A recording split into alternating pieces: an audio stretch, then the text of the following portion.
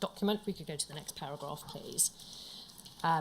Well, Rob finally contacted me last night, and over text conversation, I think he gathered more and more that something wrong might happen.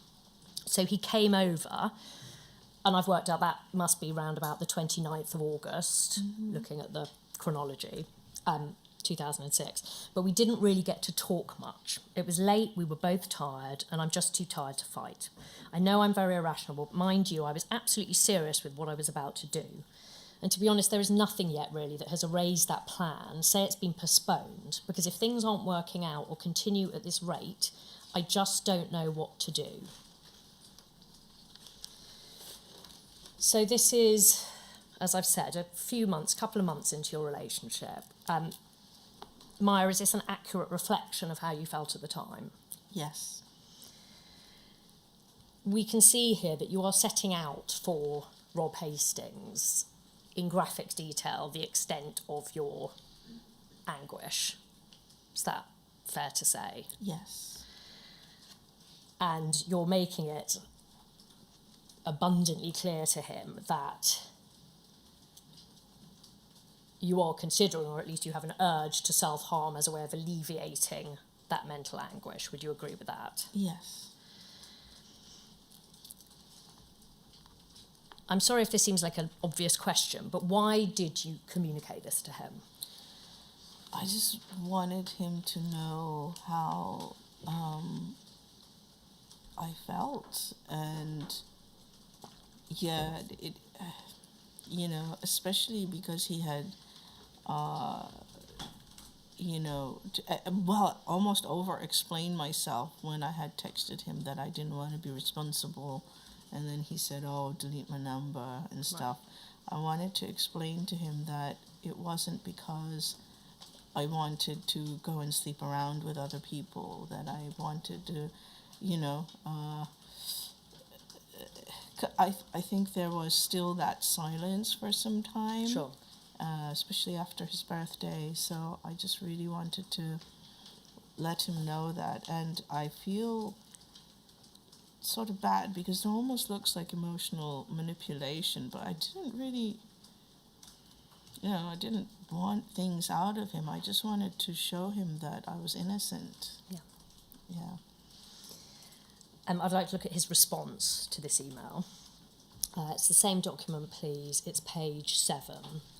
This email from him, Maya, is dated the 3rd of September 2006. To the best of your recollection, it would appear to be the first email you receive after that one. But do you think that's accurate? What I mean is there a possibility there was another response that's not included? Right. No. So it's a few days later. Yes. I don't think we have to dwell on the first 4 paragraphs, but I remember you referred earlier to his presenting himself as a classical music buff.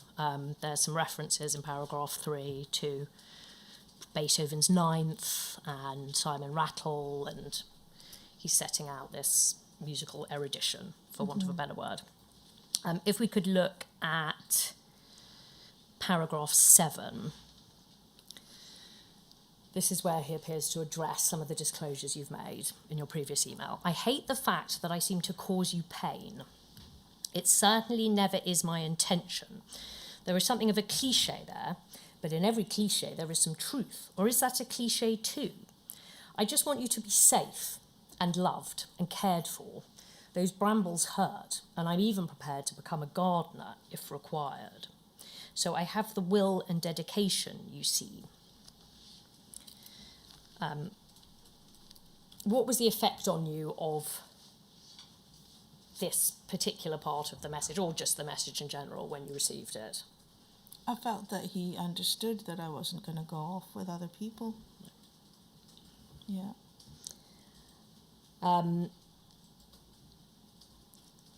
Did you feel that he had empathy for you? Yes, to a degree. Yeah, I did. I felt that he had listened to me, and that he was saying, listen, I know things are hard, but I'm prepared to work through the baggage that you have, and that, we and I'm committed to being with you. Yeah, the will and dedication, Yes. you see. You took that as an expression of his commitment. Yes. If we could look at another email from him, it's in the same document, it's page 12. This was sent on the 26th of September 2006, so about 3 weeks later. Mm-hmm. If we look at the first paragraph, it's still tab A2. He says, he starts off, I miss you, there, I wrote that. I feel better for writing that down, as if writing it makes it somehow real. Real for me and real for you too. I'm still trying to work out how I feel and why I feel the way I do, and it hasn't helped that Mum has been unwell again, although this time it looks like it is related to the medication she is on. Just pausing there, he says he misses you. Is this another period in which he disappeared? Or cut contacts? Yes. Yeah. Can you help us with roughly, Maya, just how long it had been since you'd seen him when he sent this? I'm not too sure, maybe 2 weeks. Yeah, not really, like, it wasn't months or anything. Had you seen him, to the best of your recollection, between the email that you sent at the end of August, where you talked about your urge to self-harm, had you seen him in between times or not? I don't recall. Don't worry. Yeah. I mean, he appears in this first paragraph to offer some form of an explanation for his being out of contact, Yes. his mother being unwell. Is that something he would say generally to explain his absences, or was this the first time he'd raised this? I think it's the first time he raised that in email. Right. He had not mentioned his mum being unwell until maybe in the middle of our relationship. Right. Yeah. Just very briefly, what had he told you about the nature of the status of his relationship with his mother? He told me that he had been very estranged from her for many years, and I was really shocked because, I said, like I did, have you spoken to your mum? He said, he said she doesn't live in London, and he said, no, I don't call her, and I asked him why, and he said, oh, it's because I don't agree with her lifestyle. Right. And I thought that was a very strange reason to give for not speaking to one's mother. Right. But then, over the course, then he did, later say, oh, I found out, like, my mum's got cancer, and so therefore he had been resuming this contact after having been estranged from years from her. And when he said that he disagreed with her lifestyle, is that a reference to her sleeping with lots of men, or what? Did he go into detail? He didn't. It confused me because he said that she had now one partner at that time. Right. Yeah. But he didn't elaborate on what it was about her lifestyle that he supposedly disagreed with. Yeah. If we go back to this email, the second paragraph, he says, I'm really upset and I want to be mad at you and mad at the guy who tried to kiss you when he knew that you were with me. Maybe it's significant that I've been able to go to the gym again and train, and I feel better for doing that. Anger can be a great motivation in the gym. It can really help that weight move up. But I also miss you. Don't think I don't. I miss your mad humour and your crazy way of making me smile, along with your warm looks and your beautiful eyes that I could sink into. I listen to songs and I think of you, good and bad. I'm alone now at my place and think of you. I imagine you walking over to me and kissing me and taking me to bed. I imagine us together, and in the morning I'm hard with your memory and name on my lips. But, and it is the but I'm trying to work out, I don't like it when you start to think about hurting yourself. I don't like it that you consider hurting yourself and think it normal, it's a typo, to do so. I'm hurt because I feel guilty that you feel that way. And then I'm mad at myself because that isn't my responsibility, that you have the choice about what you do with your body. It's your choice, not my decision. And that extends to all the stuff beyond you causing yourself pain, which I think is selfish and irrational. But I don't want you to hurt or bleed or cry. And I don't want to cry either, or feel sad, or feel responsible for your pain. I want to be happy and loved and cared for, and I want to trust. So, if I understand properly, this is his response to your previous email, the one where you set out in great detail your anguish. How did you feel at the time when you received this? Very mixed feelings, because, you know, I felt, oh, he misses me, he cares for me, he's dedicated, but it actually made me worry for him. I totally forgot about myself then, you know, in a sense, when I think about it now, because, you know, it felt, the letters more like, I miss you, my mom's really unwell, and I'm, you know, who's going to look after Gabriel's tears, right? So I had to take care of him. Yeah. Well, indeed, because the emphasis, it would appear, is on how bad the self-harming makes him feel. Yes. Would you agree with that? Yeah. There's no acknowledgement in this email, nor any apology for the ways in which his behaviour might have impacted you. Mm-hmm. Did he ever apologise or show any insight into that when you saw him in person? Never. I really don't remember him. I don't remember any conversations. That's why all of these, I felt like the only time I could really talk to him was in email. Right. In a sort of open way. Yes. And I think you've told us previously why that was, because when you were with him, you felt the need to reassure him and show your love for him. Is that accurate? Yes. Yeah.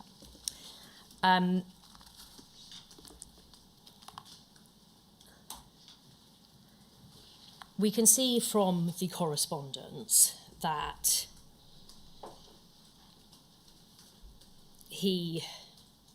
I don't think we need to bring up the email, but there is another email from him. For the transcript, I'll mention the reference. So it's 38191.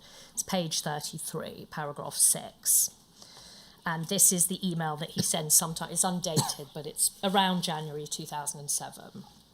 And he says there in paragraph 6, he states that he worries and is repelled by your ability to hurt yourself. Mm-hmm. And it appears, again, correct me if I'm wrong, that again you've had a period of not being in contact.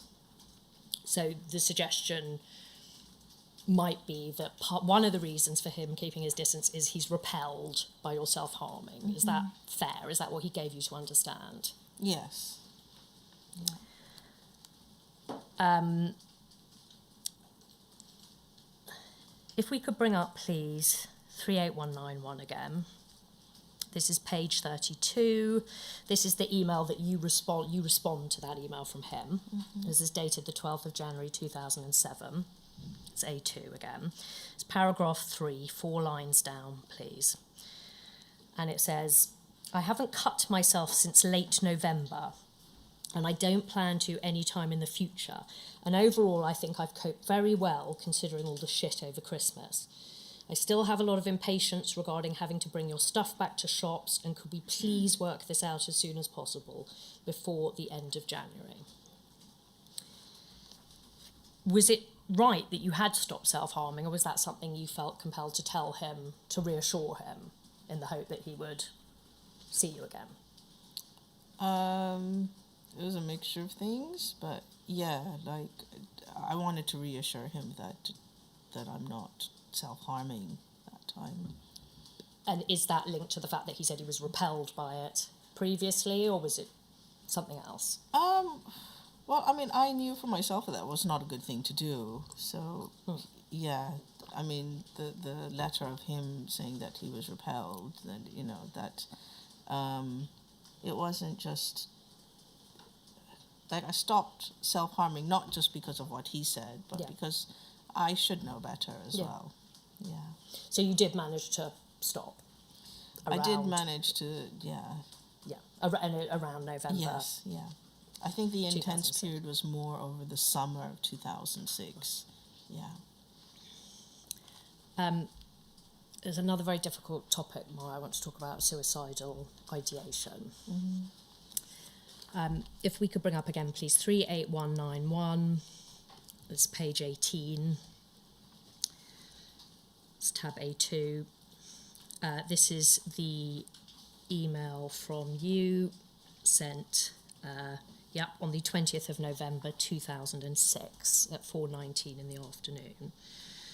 And you say, so this is the penultimate paragraph, you write this to Robert Hastings. You say, what I mean is, when you upset me to the point I think about taking lots of sleeping pills, and if that doesn't work, just taking any combination of pills in an unhealthy volume to knock me out and flirt with death. It's not your fault. However, I can't take you out of the picture. Yesterday I thought if you could look at me kindly as I went to sleep, how happy I would be, because then when you go to sleep with a smile and you dream nice dreams, and then I could dream nice dreams forever without having to wake up. When I'm very upset, it is usually over you, and this is not a nice situation for you to be in. When you slap me with silence, I get to thinking there must be something really wrong with me. And even though I know my mummy and daddy love me, and lots of other people too, somehow it doesn't matter, because what matters is if you love me or not, is if you loved or not. This is a pathetic situation to be in. Again, for context, Maya, I understand, again, this is a period in which he'd distance himself from you. Yes. Is that right? And again, was this an accurate reflection of how you felt at the time? What I mean is that you were so distressed you were thinking about suicide. Yes, I mean, I even stockpiled pills on my windowsill. So, yeah. You sign off this email on page 20, I don't think we need to bring it up, but you sign it off, Robert Harrison, I could always love you more. Can I just ask, it's slightly strange phrasing, what did you mean by that? Was that a declaration of love? Yeah, because I felt that maybe he didn't feel I loved him enough. And by this stage, you were in love with him? Yes. If we could look at his response, please. It's the same document, page 21. This is another email that he sent in quick succession. So yours was sent at 4:19, his is sent at 17:31. In the evening, and yours was sent as at 4:19 in the afternoon. He says this, I think, well, hello, as always, I'm not sure when you are going to be able to read this, but I can only hope it is soon. I think I've managed to calm down a little bit. But without doubt, you are the most infuriating person that I have ever known, and then in caps, ever, as in ever and ever. The other evening when you came round, I was sleeping, or rather trying to sleep, as I had been working all day after another early start. At the moment, there isn't much work in New Cross, so I'm doing lots of delivery-type work and driving around for friends, which means very early starts and often equally late finishes, and I was absolutely shattered. Just pausing there, when you came round, is this a reference, Maya, to when you went round to drop off presents and you ended up waiting in the cold for a period of time, or is it another time? It could have been, but I also remember,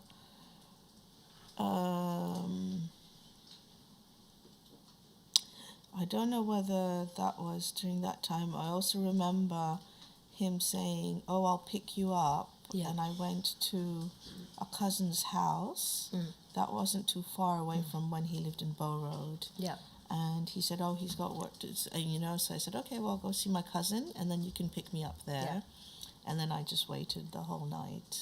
Yeah. Right. So it could have been that or it could have been, but yes.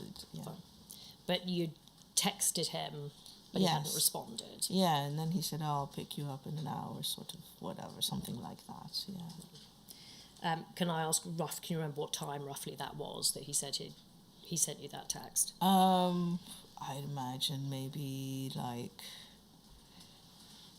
7 p.m. or something like that. And then you didn't hear from him? Yeah. Halfway down paragraph 3 that we've got up, he says, I saw your texts in the morning too, and I was hurt that you think my life revolves around money. It doesn't, but I don't have anyone to turn to financially, and never really have, for help and support. It's just me to pay my bills and deal with all the stuff that life throws at me. So far he's talked about being asleep when you came over, about being very tired, about all his early starts, about needing to work so hard for money. To what extent did this make you feel guilty, or did you not feel like that when you read this? It made me feel very guilty. Yeah. I felt like, I shouldn't have had a go at him. I should be more understanding. Paragraph 4, this is the first time he addresses your disclosure about suicidal ideation. He says, I also find it hard to deal with you when you are in such pain, or rather to deal with the way that you express your pain verbally and physically. I really don't know how to handle your way of physically damaging yourself. I can't understand why you do it, maybe out of a sense of frustration, but it isn't right, and it hurts me to see you and to know you are doing this to yourself. I also start to feel guilty, wondering if it is my fault that you are behaving this way. And then that guilt makes me think that I need to stay away from you, and that if I wasn't there, you wouldn't want to write letters in your flesh. And I don't care if your friends think I'm being a prick. I also, like you, have a sense of self-worth, and I know I'm one of the good guys. I don't act like a prick or embarrass you or shout at you, even when you told me about that prick touching you or shake you or hit you. I never would, and you know that. You've told us, you've referred earlier to the shaking, you're being shaken reference, so he's bringing that up again. Mm-hmm. Again, he seems to be saying, tell me if this is wrong, and I don't know if this was something he said on more than one occasion, but that compared to this individual, the person who shook you, he is a good man. Yes. Is that fair to say? Yeah. Paragraph 5, he says, nor do I fuck around. I've had that happen to me, so I know just how shitty that can make you feel. I ignore other options, and my bed stays empty except for you. And my body isn't there to be touched by anybody else. It has a Maya lock on it, like an invisible force field that works wonders and keeps me safe. I'm not perfect, I know that, but I'm not trying to be. I'm just trying to be good. But you also make me smile and laugh and feel warm, and you make me forget that there is anything else other than us when we are together. And that isn't just meant in a sexual way either. But I'd be the first person to say that what we have there is something that I haven't experienced before, nor would I want to. And then he signs off in the same way as you did, and still I could love you more. Mm-hmm. So by this stage, we can recognise these are quite familiar themes in his correspondence with you, so that your self-harming makes him feel bad, how it makes him want to distance himself, how he's one of the good guys, allusions to his difficult past. Would you agree that these appear to be themes that re-emerge in his... Yeah, I mean, it just gave us an understanding that we are both damaged individuals that need to work through things together. Yeah. But he also does express loving feelings towards you in this. Again, can you remember how this message felt, how you felt receiving this message at the time? Yeah, again, always just sort of feeling like reassured, feeling like, maybe I went too far, maybe I should have not had a go at him. I mean, I knew that self-harm is wrong. Yeah. And so it just made me feel a little guilty. Yeah. You say in your witness statement, Maya, at paragraph 4.27, that when you saw each other again after this period of separation that he had sort of imposed on you, you say you visited him in his flat a 4th time and he was at home. Mm-hmm. And he told me that he barely remembered having accused me of cheating with him and that it was just a joke. So again, just to unpick that a little bit, is that accurate, first of all? So again, just to unpick it, I think you've said this before, but just for clarity, so that period of separation, your understanding was because he thought you'd been unfaithful? Yeah, because that was the time when he had even sent a text saying, like, I saw this man come out your house with a guilty look in his eyes. And then he just didn't contact me. Yeah. But you did have this email contact. Yeah. Can you help us with when it was that you saw him again after this period? Was it in December 2006? Possibly early December. Yeah. It seems from the emails that you might have seen one another before Christmas 2006, and then there was another period of... Yes. Yeah. I want now just to quickly just try and map out the way the relationship progressed, Yes. Maya. So, yes, it seems that you had one meeting and then you had a long period of not seeing each other until, so for between sort of early December 2006 and then early February 2007. Does that sound right? Possibly. Yeah, it sounds right, but I really don't know the dates. Yeah. Well, to try and pin it down a little bit more, I don't think we need to bring this up, but I'll read you just a little bit from one of your emails. This is at 38191, page 35. This is your email to Robert Hastings, sent on the 31st of January 2007. Mm-hmm. And in paragraph 2, you say, I also wonder if it is a test of faith when you write things like you miss me, but then nothing much is done to show that you mean it. It doesn't make sense when the last time you came to see me was before Christmas, and you know how I have always offered to make time to come and see you if it was hard for you to come to meet me, and now it's almost February. Mm-hmm. So, and there are gaps in the email. So there's an email on the 29th of November 2006, and then that one from him that I've referred to, where you reply on the 12th of January. Mm. Can you help us with whether there was any additional email contact between those dates that might not be in the exhibit, or is the exhibit the totality of the... The exhibit is the totality, yeah, and there was that long gap for Christmas. Right. Yeah. Were there any... I mean, you say there was no contact, again, just for the avoidance of doubt. Were there any texts accusing you of infidelity during that time, or any of the crude messages that we've... No, there was no text messages either, and that was what worried me, that long silence. Right. Yeah. Again, from the emails, it seems that you then did meet up on the evening, very late of the evening of the 1st of February 2007, the morning of the 2nd of February 2007. Does that sound right? Yeah. Again, there's an email, we don't need to bring it up, but there's an email from you dated the 2nd of February 2007. It's page 38 of 38191. And you refer in that email, in the first paragraph, to when we met yesterday, technically this morning. Mm-hmm. I had no idea how you felt, which would seem to confirm you had an encounter. Can you help us, Maya, with the circumstances in which you met up again on that occasion?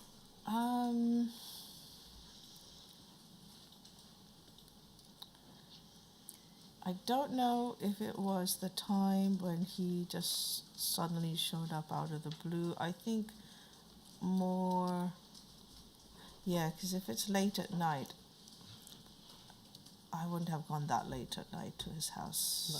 I don't think so, yeah. Okay. So it was him, you think it was him getting in touch very late at night, yes. ad hoc? Yeah. You've touched on this briefly, but quickly. Was there a discrepancy between the way that he treated you in person and how he treated you when you were apart? Yes, very, very much so. It's almost like three Robs, you know. So there was Rob that was nice but always just wanted sex when we met. There was Rob in the emails, that is more the Rob that I fell in love with in a sense, that just sent lovely flowery messages and, you know, very poetic and grand declarations that wasn't very much done in person. Yeah. And then there was nasty Rob, who was, when the text messages came, they would just be very mean. Yeah. We've looked at some of the negative impacts of the relationship. I also just wanted to ask you about whether any other aspects of your life were negatively impacted. So, for example, your studies. No.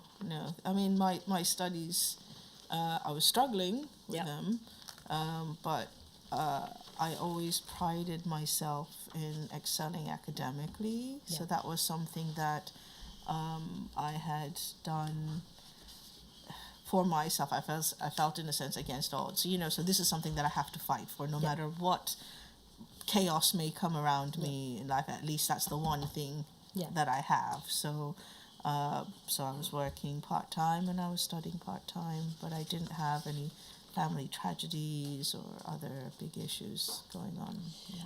I understand from your witness statement you were doing an MA. You started an MA in 2006. Yes. You say in your witness statement at paragraph 4.57 that you took some time off and you took some time off that MA and ended up not completing it until 2012. Yes. So that seems to slightly contradict what you just said. Oh, yeah, no, I thought you meant, like, were there other things that was impacting my emotions, but yeah, Sure. so sorry. No, sorry.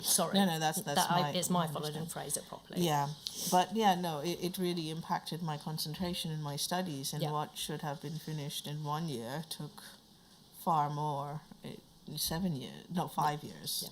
Yeah. Yeah.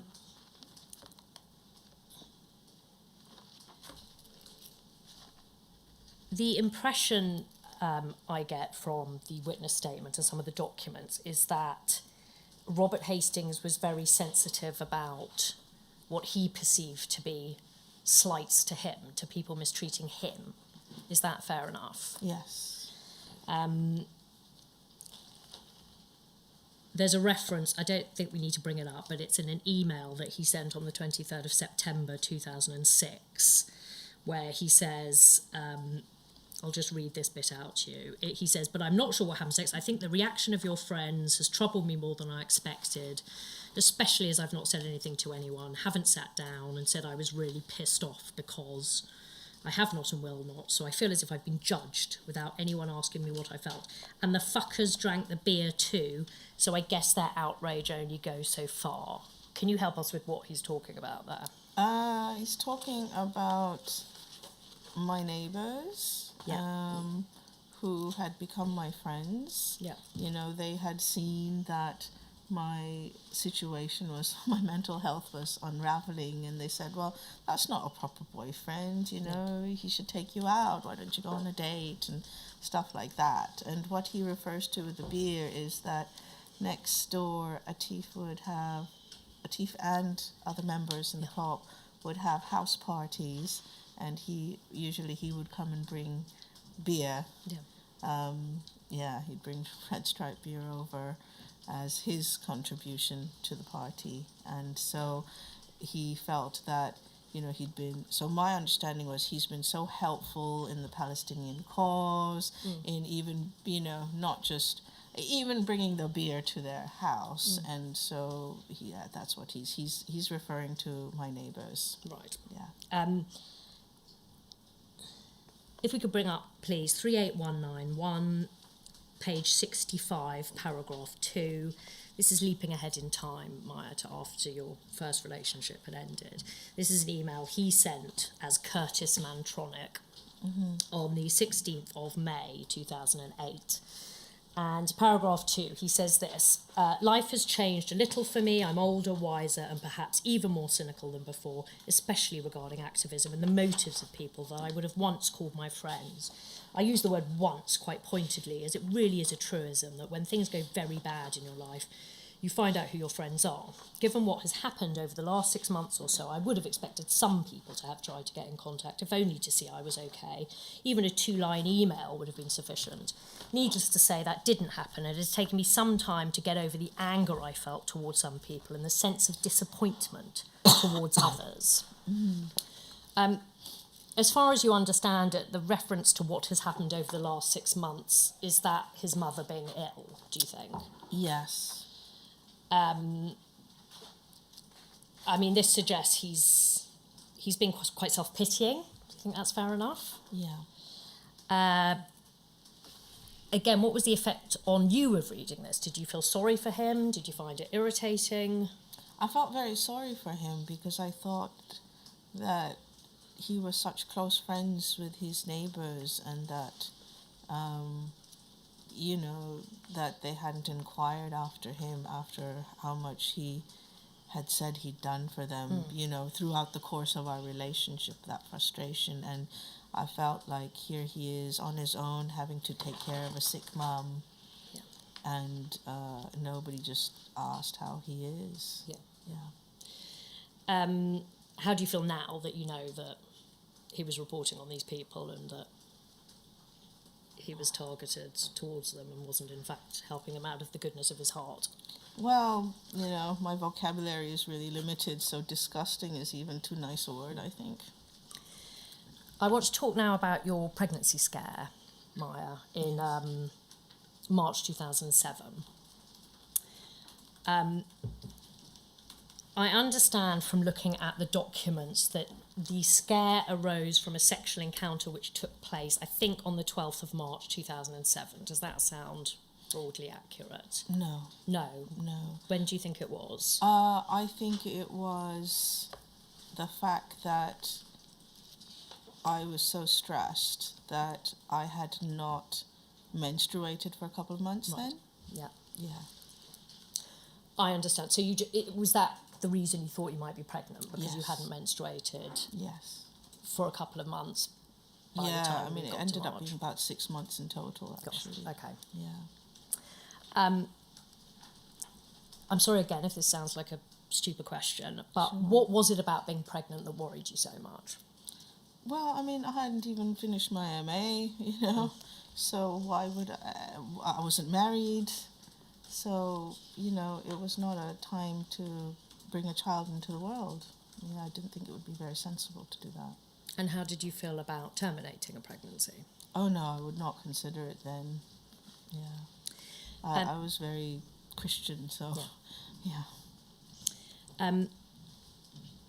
If we could bring up, please, UCPI 38191, page 48, paragraph 1. This is an email you sent to Rob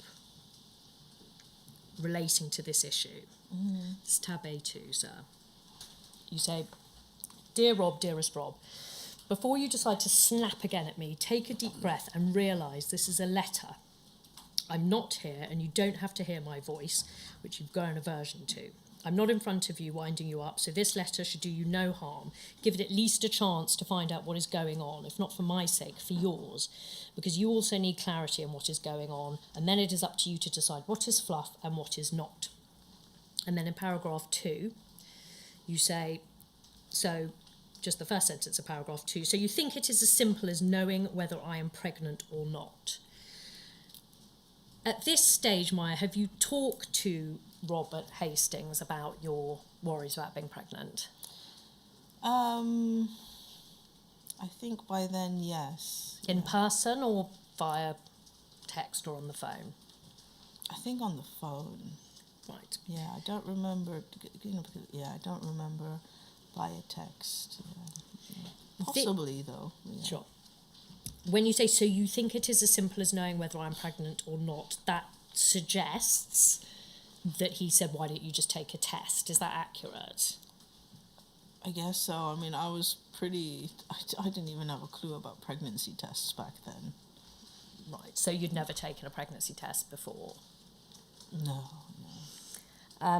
Well, except for the one time when I'd been raped, but Right. yeah, but that was with a doctor, so I didn't really know how it worked. Okay, so do you mean you didn't know how long after the sexual encounter they might work, or what you just didn't? Yeah, I just didn't know, I didn't know that you could go and get a self-test, at a local drug. I thought you had to go to a doctor and book an appointment.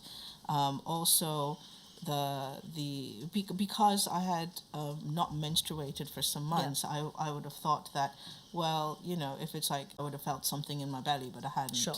So, yeah. When you had been tested for pregnancy previously, had you gone to your GP? Is that how you'd... Well, yeah, Fine. Yes. If we could look at paragraph 2, please, 5 lines down, which it reads, "And you know I like to talk as if everything is fine." Sorry, I know it's not easy to find, but... Okay,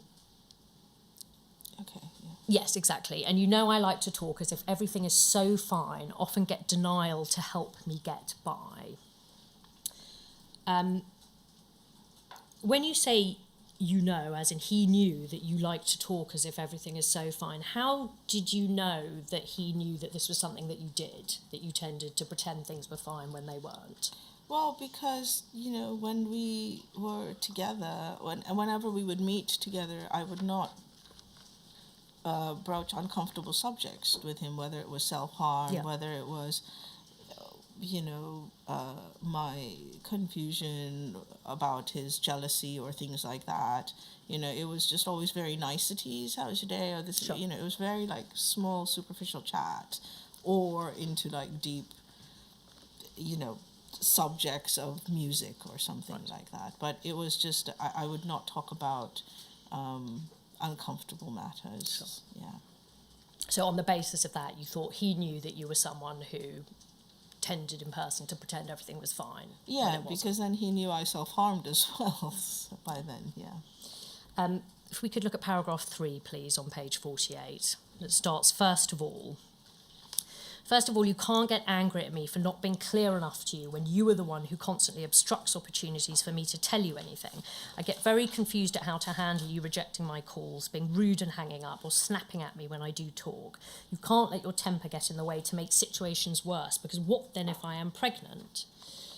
Does it follow from that, Maya, that when you tried to contact him to talk about it, he would reject your calls, that he would be rude, that he would hang up, that he would snap at you? Yes. Can you help us with how he'd be rude, for example? Yeah, so in person, he wouldn't snap at me, in person it was always just moments of seduction, I suppose, for lack of a better term. But then on the phone, so, if he accuses me something where I say I really need to talk or whatever, and then I give him a call, he'll just he'll hear my voice and say, oh, fuck off. Or he would just be like, don't call me, and just hang up. So that's how rude he used to be. And he did that when you were trying to contact him Yes. to talk to him about this pregnancy scam? Yeah. This paragraph continues. You might not be ready to be a dad, but it will take a lot for me to get around the idea of abortion since it goes against my fundamental beliefs.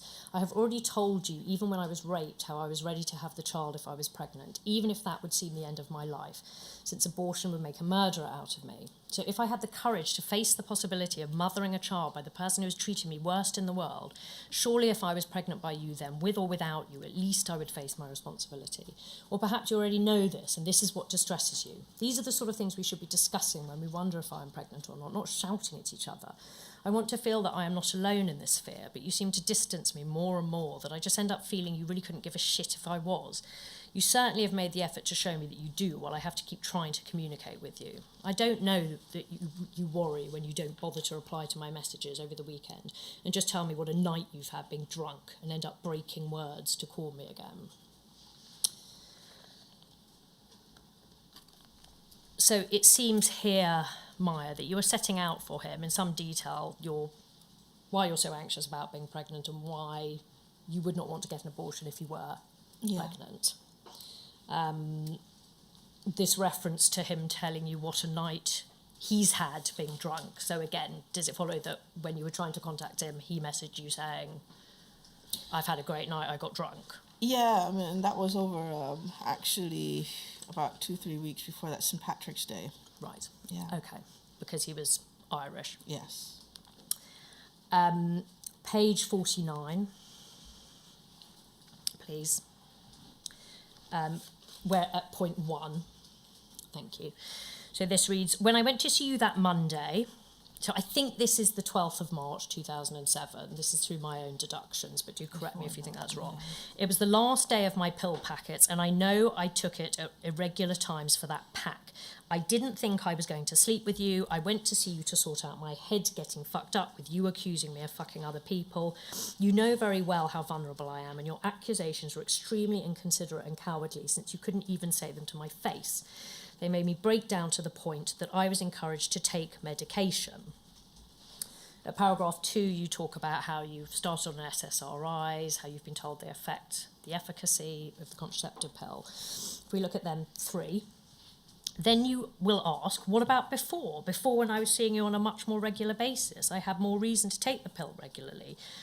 One time I also had experience to take control of the situation. That I had to take the pill regularly on time.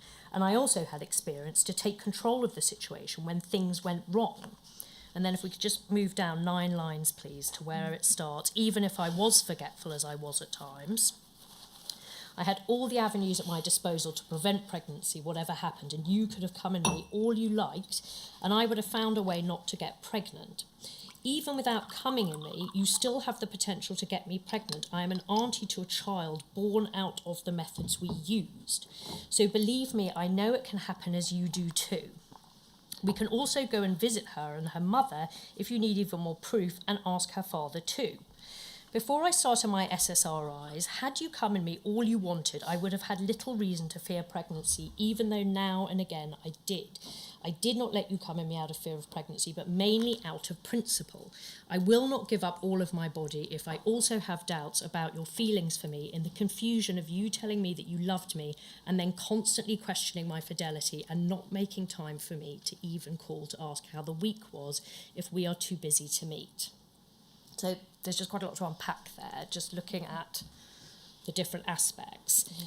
When you say, I am an auntie to a child born out of all of the methods we used, is that a reference to the withdrawal method? Yes. And is that a method that you used with Robert Hastings? Not regularly, no, because when I thought we were in this very solid relationship up until before Christmas, then I was on the pill. Yeah. And then afterwards, I didn't get on the pill. And then I wasn't as careful because I just didn't think it mattered that much. Yeah. And then so if I knew I might have missed a week or so, then Sure. Yeah. Can you help me with when you had the last time you had sexual intercourse with Robert Hastings before you sent this email? Had you used the withdrawal method? Or had you just had sex to completion? Honestly, I can't recall. Right. Yeah. When you refer here to, I did not, and I'm sorry because I know this is delicate. It's quite graphic. Yeah. When you say in this paragraph, I did not let you come in me out of fear of pregnancy, but mainly out of principle. Can you help me with what you're referring to there? I just felt like I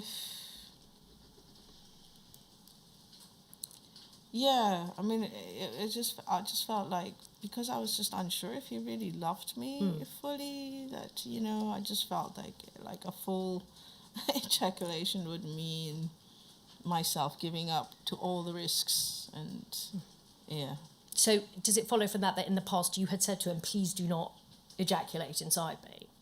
At times, yeah, but most of the time I was on the pill. But fine. Yes, but when I knew there was a risk, like if I knew I'd missed a couple of days, or something, then I would say we have to be very careful. Right. Yeah. Are those the terms in which you would put it? Yes. And would he then withdraw? Yes. Use the withdrawal method.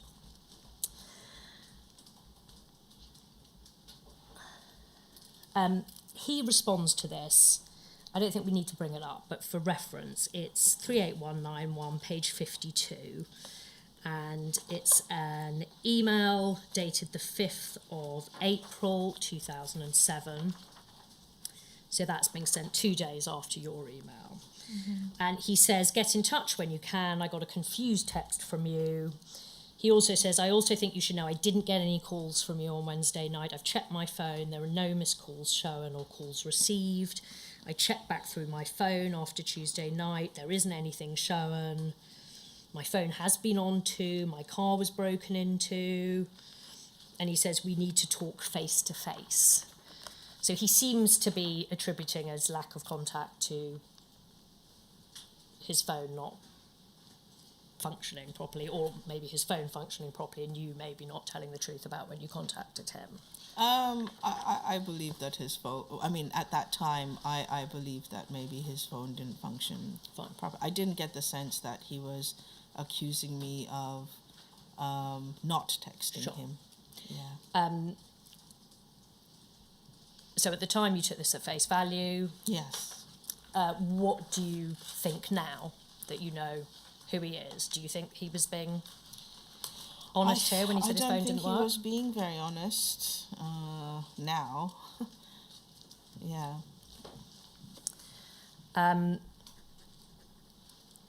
Can you help us with what happened ultimately, Maya, just with the pregnancy scare?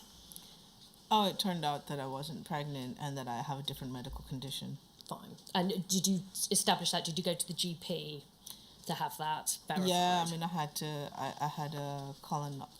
No, don't. It's all right. Don't. Okay, yeah. You don't need to go into the details. Yeah, but fine. so, which turned out to be wrong many years later. Anyway, but then for many years I believed I had a different medical condition. Okay. Yeah. During the commission of your relationship with Robert Hastings, did you go to Atif Chowdhury at all? Yes. And what would you do? Would you confide in him? Would you ask him for advice? At times, yeah. I mean, at the beginning, I didn't really tell Atif so much about our relationship because I just wanted to see how it was going. Sure. And, Atif is like a big brother to me. So, yeah. You don't want to get teased by your brother, right? And so I didn't say like, oh, hey, I really fancy this guy or anything like that, or that we're going out. But as the relationship started getting a bit more tumultuous, then I did confide in him that, I'm really distressed. He knew a little bit about the self-harm, but not too much. I mean, not to the degree that I laid it out graphically in front of Rob, but when he could actually see it physically as well. Yeah. So Rob, well, basically, Atif knew that I was just not in a very healthy relationship with Rob. Yeah. Atif says this about it. This is at paragraph 3.14. We don't need to bring it up, but of his witness statement, which is page 9, and the reference is 38195. He says, through the relationship, Maya came to me on multiple occasions in distress about issues in the relationship. For example, that Rob had accused her of sleeping around, or that she was worried that she had upset him and he would not be coming back. Maya would ask me to speak to Rob, but when I did so, Rob was dismissive in his response, making out the issues were just in Maya's head. On one occasion, Maya told me that Rob had woken suddenly during the night and told her that one day everyone would hate him. When I asked Rob about this, he denied it had ever happened. So, first of all, is that an accurate representation of the kind of things you would say to Atif about the relationship? Yes. Did Atif report back to you the fact that Rob was dismissive and said that the problems were in your head? No. The occasion he refers to when Rob woke up in the night and said one day everyone was going to hate him, is that accurate? Well, honestly, I don't remember that time, but right. I do remember that Rob would sometimes come out with these sort of statements like, oh, not that everybody's going to hate me. Yeah, he did say that, but also, one day you won't know, I'm going to write a book about you, but you won't know that it's you. And he would make it was very mixed because then, on one hand, he would profess his dedication to me, so I believed that we would have a life together, and then other times he would talk as if he was going to go away and not see me again. Right. And, one day I'll write you a letter from where I am, or one day I'll make sure, these kind of things, he would come out with at times, And again, was that quite confusing at the time? It was very confusing, and, and for Atif, he was like my big brother, just consoling, sort of comforting, making sure he's like, everything's all right. If this guy doesn't turn out to be good, there will be other men in their life, and, And was he a comfort to you? Yes. Looking now at how your relationship with Robert Hastings ended in 2007, how did it end? Well, he basically said that it was...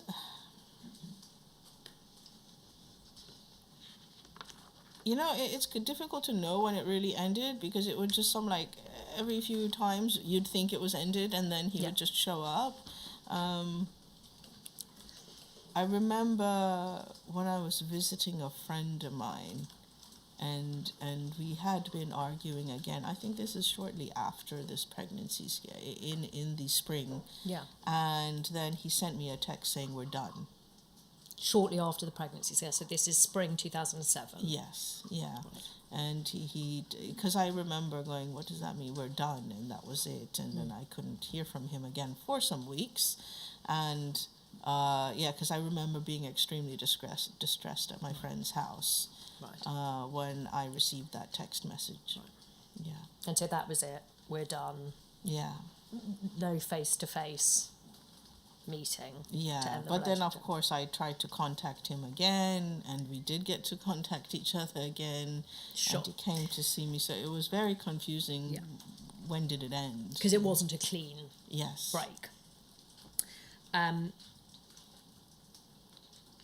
You refer in your witness statement to an incident where, after receiving this message, where you tried to ring him, or you did ring him from a phone box near Euston. Can you just tell us what happened? Yeah, I had tried to ring him so many times, and it just would not go through.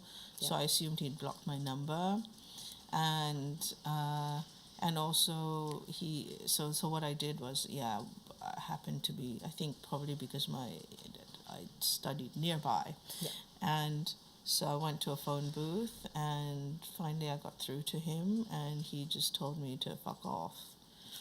And that just, when I got through, and then that just broke me down, and I just started weeping uncontrollably and shaking in the phone booth, and I just couldn't get up, and I was sat down, and people walked by and just asked if I was okay. I felt extremely embarrassed that I wasn't able to even sit up. Yeah. And I think you've answered my next question, that the effect on you was, if I understand correctly, was devastating. Yeah. But because the relationship had been so sort of dysfunctional up until this point, it was also hard to really understand whether or not it was actually over. Is that fair? Yeah. This is just a small factual point, Maya, that there's an email that you write him, a long email, I think after he's ended things by text message. It's dated the 20th of April 2007. I don't need to bring it up, but on page 54, page 56, it's the penultimate paragraph, you say this to him. You say, I know you don't want to speak to me or see me, but you can understand why I want to. I asked for simple things like helping me pick up boxes, and even that you didn't do, even though I told you I would wait for you running late in traffic. Since there was time, asked you to meet me so I could discuss with you my fear of pregnancy, wanted just kind words or support in the pregnancy scare, and even that you didn't do, and accused me of playing games and being disrespectful. And yes, we have only met twice in 4 months, so tell me how I have been demanding and time-consuming. Is that accurate, that you'd only met twice in 4 months? I guess so. Yeah. So 2007, more or less, you hadn't actually seen that much of one another. No. You've referred to this, how it was not, in fact, a clean break, though, after the conversation you had in the pay. Well, it's not a conversation, after he told you to fuck off when you rang him from the phone box. Can you tell us or help us roughly with when you next had contact with him after that? I think, I don't know if it was May or June, early summer, not midsummer, that I remember. And I don't know if that was the last, because, we didn't have many encounters then, but I remember, I think we did have a sexual encounter, though. Do you think after the phone box? After the phone box, and my memory's a bit fuzzy with that part, so I'm sorry about that. Because I do remember one time, going to his house, to confront him, or just to see, okay, maybe a last goodbye or something. I don't even remember, but I do remember that I was wearing a short dress. Yeah. And so if it was in the winter, it would have been too cold, I would have had a jumper and things on. And it was during daytime. And you think it was summer 2007? Possibly, yeah. I think that was in the spring. And then I remember him coming to the house, maybe early June, late May, at night. Yeah. he called me from a phone box. It wasn't his number anymore, and he Yeah. called me from a phone box, asked me to meet him outside the house. There's again the same wall. There's a wall nearby by the car park, and he was just saying that it's not safe for him to use his phone, Right. and that he had to go away, Right. because his mum was ill, and he was Okay. So was the sexual encounter before or after that? before. Before. And can you just help us with, just briefly, what happened during that sexual encounter? I mean, did he seek to explain himself at all? No. Did he apologise for ending the relationship? No. Did he make promises about the future? No, he didn't. He was just, oh wow, I'm so happy to see you, and then he quickly got me into bed. And he came around to your house, was that, or were you around at his house? At his place in Bow Road. How did you end up at his place? I must have taken the DLR and walked, And how did you come to be there? Had he invited you? I think so. I don't remember. No, I think it was more, I went there, and then I texted him and just said, like, are you at home or whatever?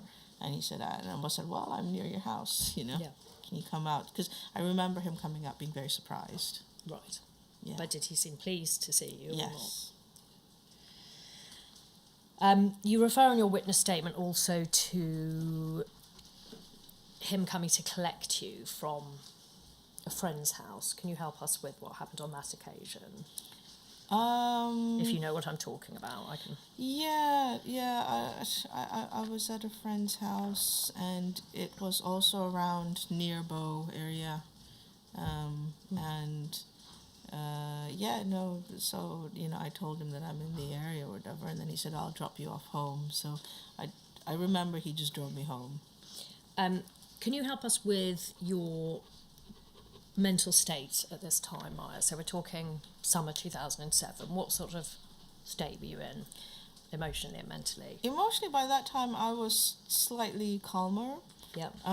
Especially because quite a lot of the months into the spring, I was worried that I was pregnant, or I could be pregnant, and if I had taken substances or self-harmed or something, that this would be detrimental for a potential, for a said potential baby.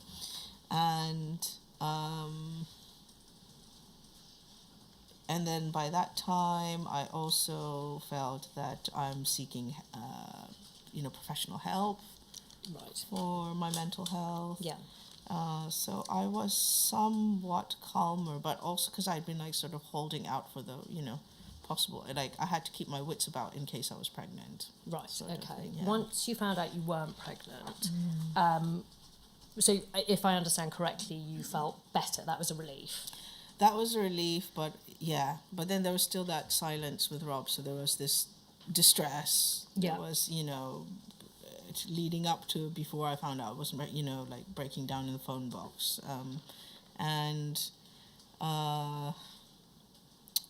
I just thought, I have to, I don't know, it was a calmer period. It wasn't as intense as it was before Christmas.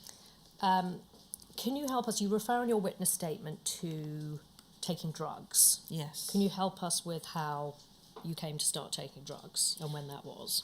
That was in the summer, probably August. Right. And I, then Rob said he had to go away. And I just felt very lost. And I thought, well, I just didn't know how to cope with myself. I was still trying to keep my wits about, and I had a friend who I would visit regularly for many years, even before that, since 2000, we had met, who was a heroin addict. And, I used to sometimes nurse her when she went through withdrawal periods. And so by the summer I thought, well, he's gone, and what do I have to live for? And I just felt that there was just no point to live anymore. Yeah. But I didn't. I don't know how to explain it. I just wanted to sleep and never wake up. So I asked my friend who had been for years keeping me at arm's length away from drugs. It's just she's like, never get into this. You've seen the damage it's done to me. That once you touch this, you'll be addicted. Yeah. But I just didn't care, and it's very easy to convince an addict anyway. Yeah. You can just convince, no, but just a little bit. I'll give you a tenner. Yeah. And of course their temptation overrides their concern for me. So that's so I hadn't never even smoked cigarettes in my life then, let alone a spliff, and I just went straight to heroin to smoke it.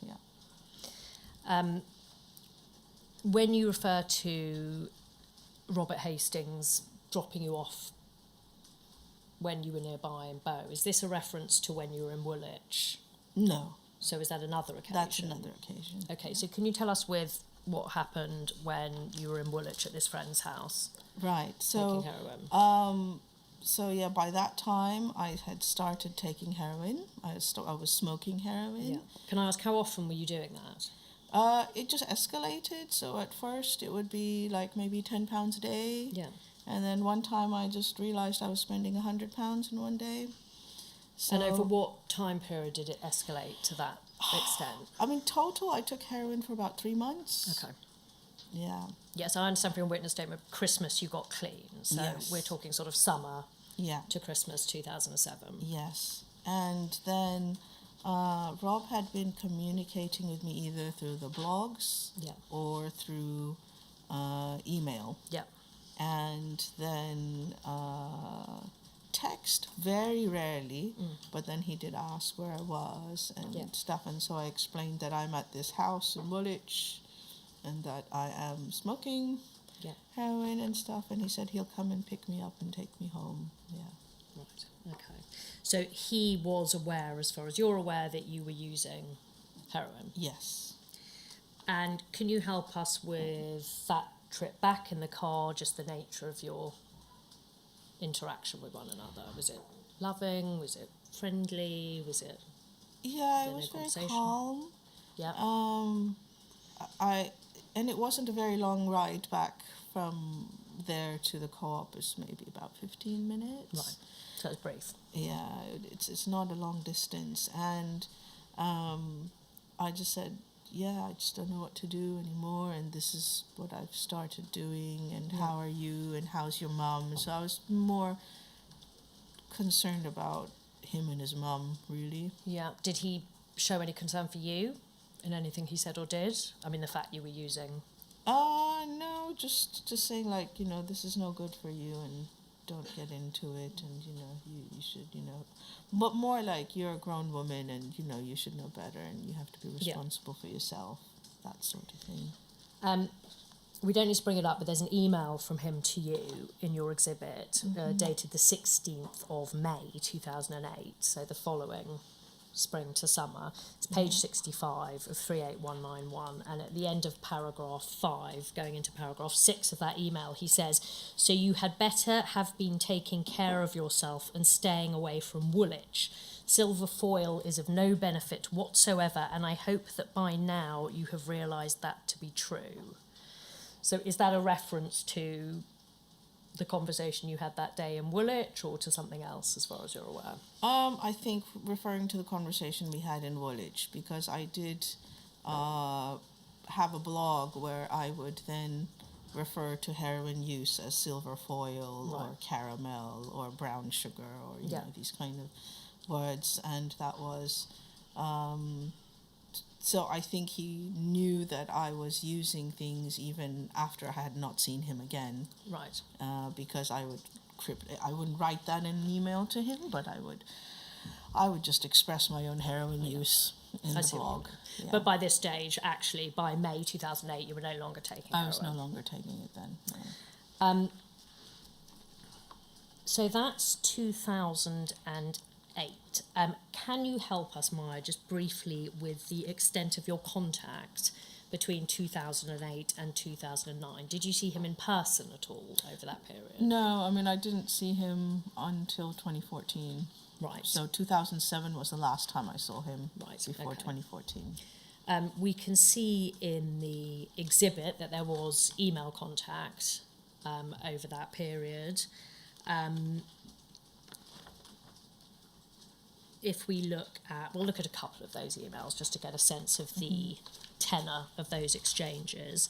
The email that I just referred to, 38191, page 65, this is an email from him to you, dated the 16th of May 2008. It's tab A2, the penultimate paragraph. We've already looked at the bit about silver foil. The penultimate paragraph, he said, and then there is you, the girl with the huge smile and the insatiable curiosity about life and the endless doubts about herself. The last time I saw you, we hugged and I kissed your forehead and I told you to be safe. I hope you listened. I hope, too, that despite the pain we may have caused each other, there are moments when that isn't all you can remember, and the ice cream on the pebbled beach can still be tasted. So the kiss on the forehead that he refers to, is that a reference to when he picked you up from Woolwich? Yes. Right. The reference to the ice cream on the pebbled beach, is that the date in Brighton? Yes.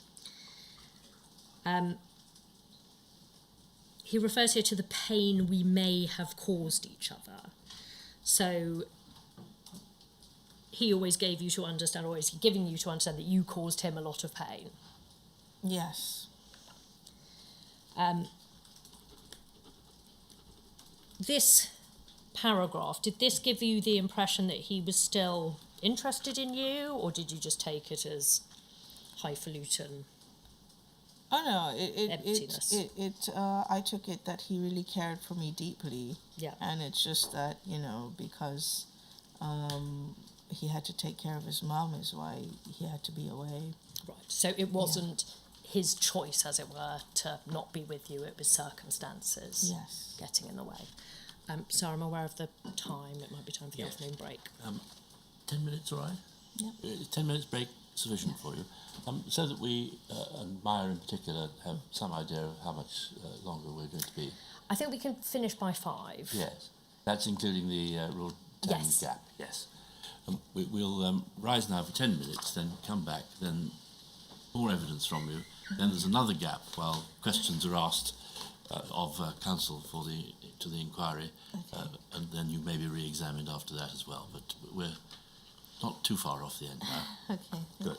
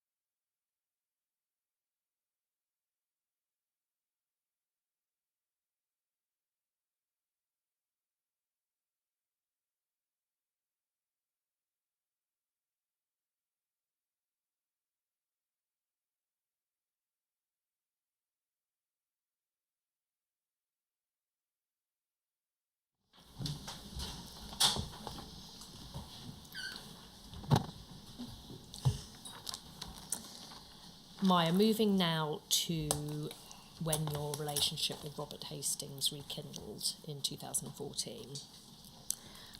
Looking at the email correspondence, it seems that the last time you had contact was on the 26th of February 2010, when he sent you an email. Just for reference, that is at 38191, page 71. And it seems that then, over the ensuing period until the 8th of August 2014, there was no contact. Is that accurate? Until, from when? Sorry, from the 26th of February 2010. Oh, in terms of email contact, yes. Yes, email contact. Yes. Was there any other form of contact? No. I understand that when he got back in touch, it was on the 8th of August 2014, and he left a comment on your blog. Yes. And you refer to this at paragraph 4.68 of your witness statement. And this comment was, and you exhibit this as well, at 38193, page 7. He commented, "Love is, love remains, saddened by absence. Hazel bright shines with love forever." How did you feel when you saw this on your blog? Shocked. Because it just felt like a ghost just came out of thin air.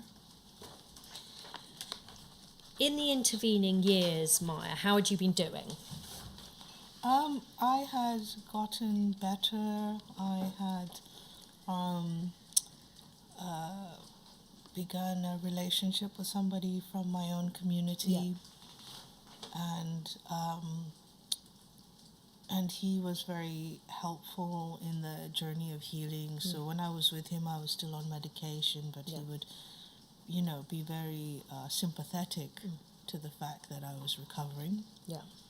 And the relationship was very, well, in our culture, almost a marriage. Sure. Yeah. Not an official marriage, but... Not an official marriage, but if you live with somebody, then you're as good as married. Yeah. And when did that relationship become as serious as that?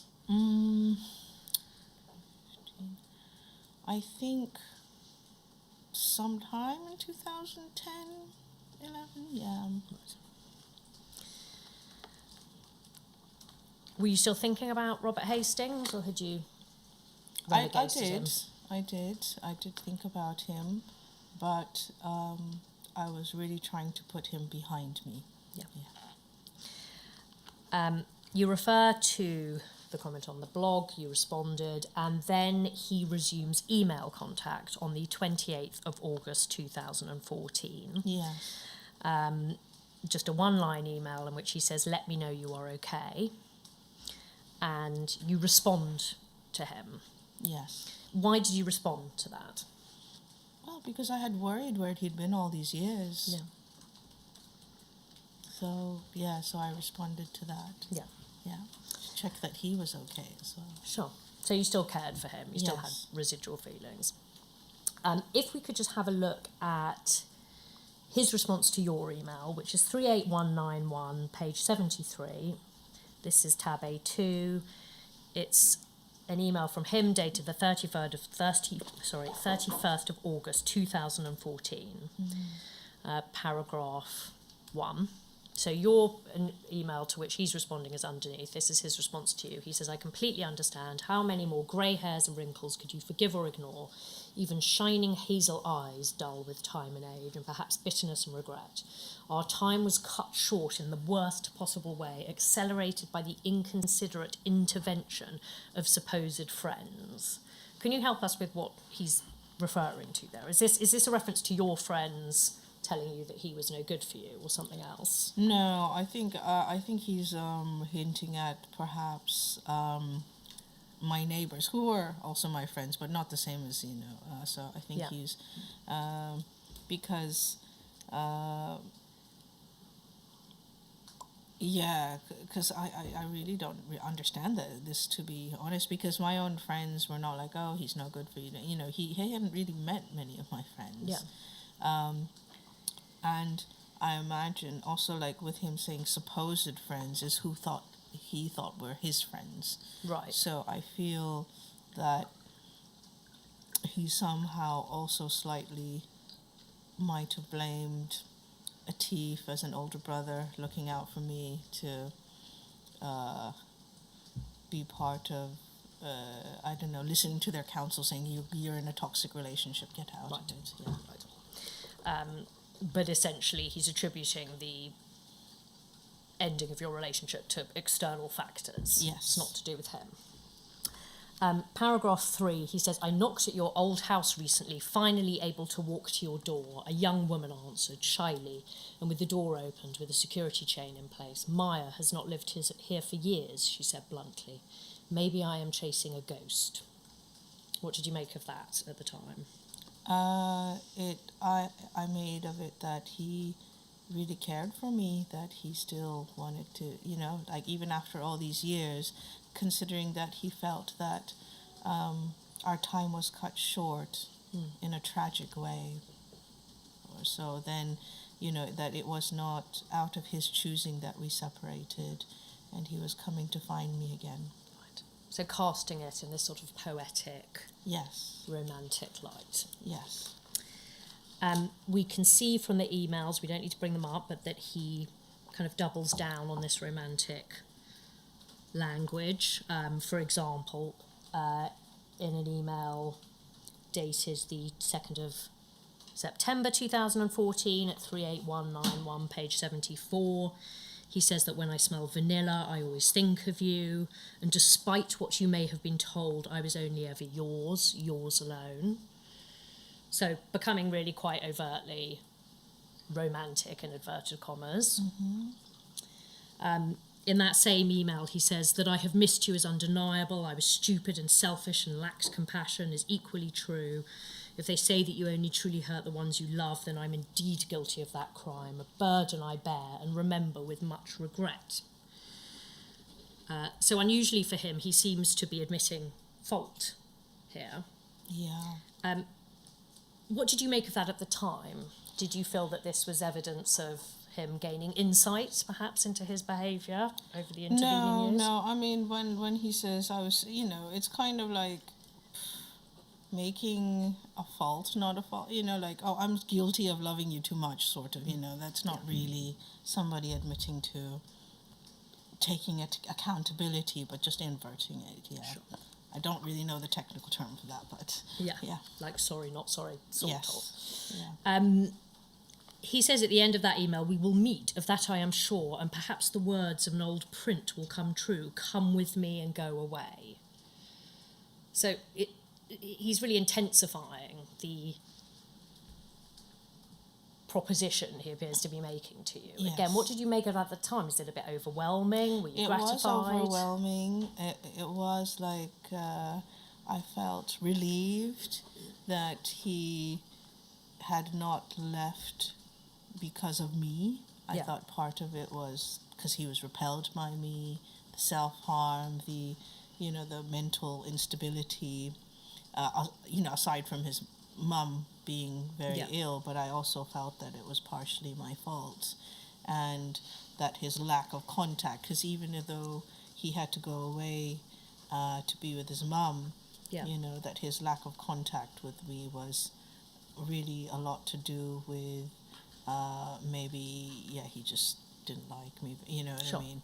Because so I thought, I didn't realize that he's still burning a candle for me all sure. these years. Yeah. Sure. So it was a boost in a way to your self-esteem. Yes. Yeah. Now we're going to have to hear from Robert Hastings on this, but what I can say is that at this time in his life, that he was experiencing quite a lot of turmoil, both professionally and personally. And in 2014, sometime before this, he was arrested for an incident, and he ended up at the end of that year being dismissed from the Metropolitan Police. obviously you didn't know he was a policeman. Did he make any reference to you by text? There's nothing in the emails to the fact that things were not going very well in his life. No, not at all. Right. Not at all. He didn't. Nothing. Even in conversation, when I went back to him, right. he did not say, "Oh, things have been so bad in my life," and whatnot. No. He says this in his witness statement. This is 3, we don't need to bring it up, but for reference, 35557, this is page 96, paragraph 203. This is the HN18 bundle at tab A1, sir. And he says this: there came a point in 2014 where I started to meet up again with Maya. We'll come to that. But he says, we rekindled our relationship. This was not pre-planned. I simply wanted to see her again. I was in a very difficult position at the time, both personally and professionally, and in some part I associated Maya with a period of time when I was genuinely happy in my life. Now that you know what was going on in his own life, how do you feel about him having rekindled the relationship for these reasons? For selfish reasons. Yeah, no, just terrible. I just feel it doesn't, it's quite a bit still to process and to find out. I don't, in a sense, like, the more I've gotten to understand the nature of this inquiry and the sort of information that comes out, it just, the less I believe what I read. And so with, just simple things like the happiest, our happy time in our life, it just makes me think, well, we had a very toxic relationship, and I wasn't very, I was crying all the time, and even his emails show that he was concerned for me, so I don't see how that was a very happy time. Yeah. We've seen how he's ramping up the wooing, for want of a better word, in the email contact. He also starts to ramp up, it seems, the sexual language. Yes. We'll just look at that briefly. If we could bring up 38191, page 80. This is an email from him to you, sent on the 7th of September 2014. The context is he seems to have watched a video featuring you. Paragraph 2, he says, it was the Maya that I fell in love with, beautiful, articulate, intellectually curious, with an impish sense of fun and bright, shiny eyes that I remember gazing into as I licked and loved and you licked and loved. I'm so confused right now, lost on a swell of emotion. Is it idealism that captivates, the memories of warm feelings and laughter, the completeness of physical warmth? So it's a combination really of referring in quite graphic terms to sex with you, but also this very heightened language that he seems to like using. Can you remember the effect of this email on you at the time? Again, were you taken aback by this? Was it... I was taken a bit aback by this. Yeah. And I also, for him to say that, he just simply wanted to see me, but then he was already being quite both sexual and romantic before we even met again. He sends you an email, we don't need to bring it up, but on the 7th of September 2014, this is at page 82 on 38191, and he says to you, did you love me truly? And your response to this, which is page 83 on the bottom of the page, and you sent this on the same day, very soon after, so 11 minutes later, and you said this, you said, I did, and so often wished I didn't, but I'm glad I did.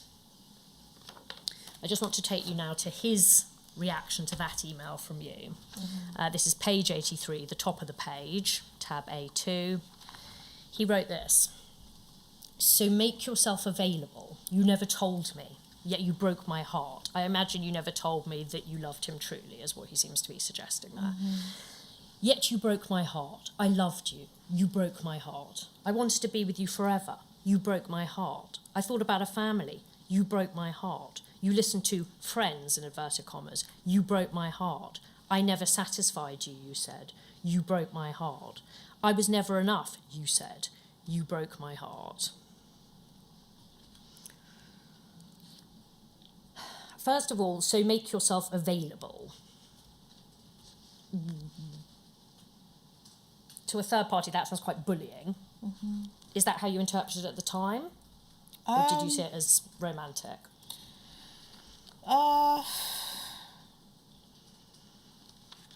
Angry and romantic? Yeah. I mean, also confused. I'm not him, but I didn't see that as him being confused. I was very confused with this message. Yeah.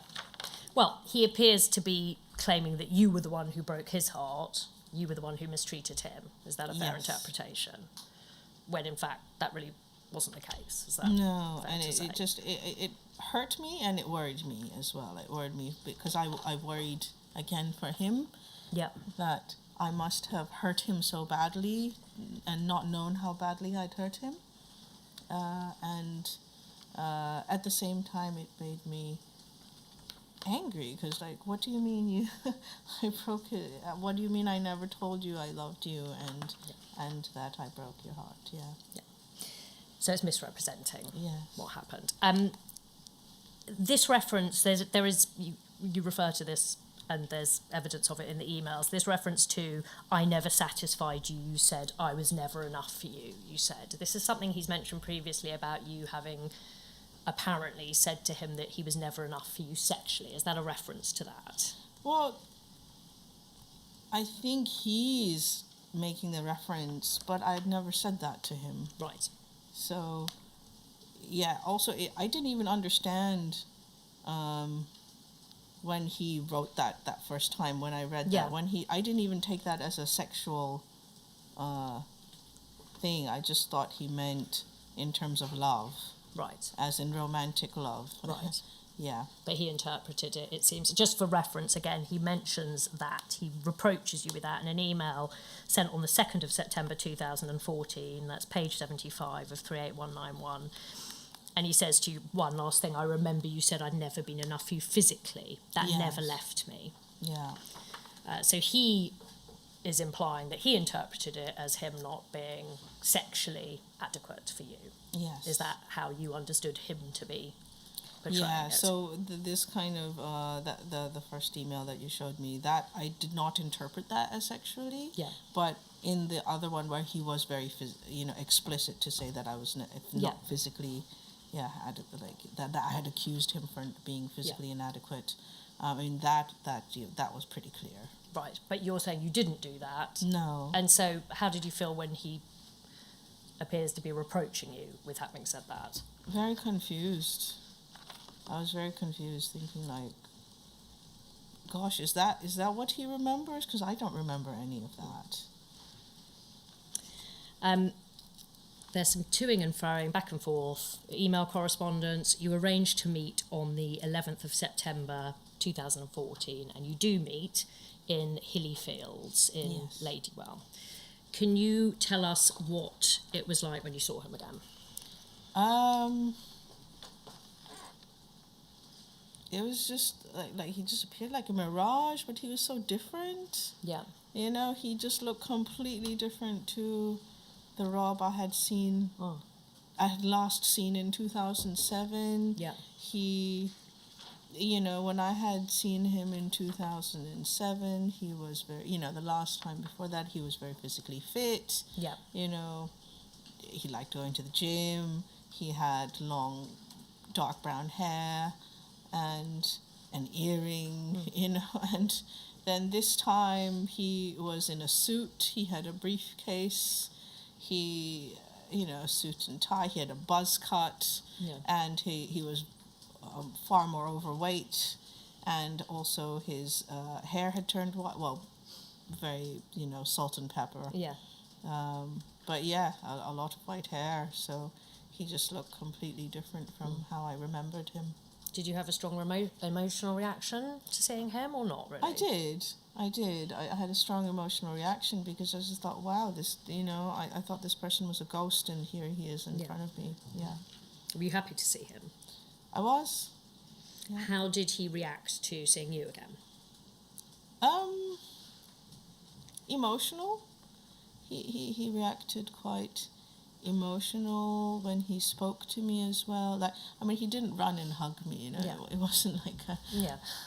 It wasn't like some movie or so, but he, we said, okay, let's sit down at this bench, and we sat down, and he looked quite emotional and teary, like he was just about to cry. Yeah. Did you start talking about your relationship and quite profound topics, or was it all quite superficial? No, it was just sort of like, how have you been? Where have you been? How are you doing? And, asked about his mom, and he told me that he had to bury his mom alone, and it made me feel very sorry that all these years he had been on his own. Right. And he told me that he had never been with any other woman since he had last seen me, since in 2007, and that he would not be able, and he couldn't stop thinking of me. And now that he's moved down, and he told me that he was living nearby. Right. He gave me details which were quite surprising to how I thought he was, because he said that one of his flatmates was a policewoman, and he used to always say very bad things about the police. So I was just very surprised that he lived with a policewoman. Yeah. Did he ask you about your relationship status? Yes, he did. He did. And I told him that I was in a relationship. I had been in a relationship then for nearly 5 years. Yeah. So I told him a little bit about how I was hoping to study for a PhD, that I was applying for that I was working, and I live nearby, How did he react to your telling him you were in a serious relationship? He acted as if he was, like, a little hurt. Like, it looked like his face had just fallen. Yeah, crestfallen. Yeah. So disappointed. Yes. How long were you together in Hilly Fields on this occasion? I'd say at least a good hour, maybe 2 hours. And again, when you parted, on what terms did you part? Was it with a promise to see one another again? Yes. Right. Yeah. It wasn't like, oh, I'm in love with you, let's drop everything. It was like, okay, well, this is our life, and, So from your perspective, you were willing to meet up with him again as friends? Was that what you were thinking? Yeah. He sends you an email the following day. This is at 38191, page 90. Sent on the 12th of September. It's tab A2, 4 paragraphs up from the bottom. And he says this. He says, I am no Narcissus as much as I love Ovid. The lack of completeness was not yours alone. That was the cosmic gift and curse to me too, remembering the hot breath and the moving and the joy of being at total trusting peace, a peace that might have encompassed everything, from the mundane chores of everyday life to the bedroom joy. We'll just look at another communication. This is another email from him, sent 2 days later on the 14th of September 2014. This is page 91 of 38191. And the second paragraph, he says, oh, my love, the guilt is mine for returning to see and say, apologise and speak to remind you of the better man I am. And years pass by, yet still you are there, and always will be. So it seems here he's being very open about the fact that he's suggesting he's still in love with you. Would you agree with that? Yes. And he also appears to be suggesting he's a better man now that he's learnt from past mistakes. Would you agree with that? Yes. And in another email, we don't need to bring it up, but it's the 16th of September 2014, 38191, page 92. He signs off, he says, "But I do love you." Mm-hmm. So he's openly declaring his love. Again, how did this make you feel? Well, then I was really taken aback, flattered, and confused, because, you know, I had never had anybody declare love in that way, whether in writing or in person, in grandiose manners. So I thought, it made me doubt myself and my relationship as well. Your long-term relationship. Yes. I'm not going to take you through it, but we can see from your emails that he gradually seems to be breaking down your defences, and that your emails become less guarded, more open. Yes. And you say in an email to him, this is in an email to him that you wrote on the 13th of October, so this is a month after you met. This is at 38191, page 100.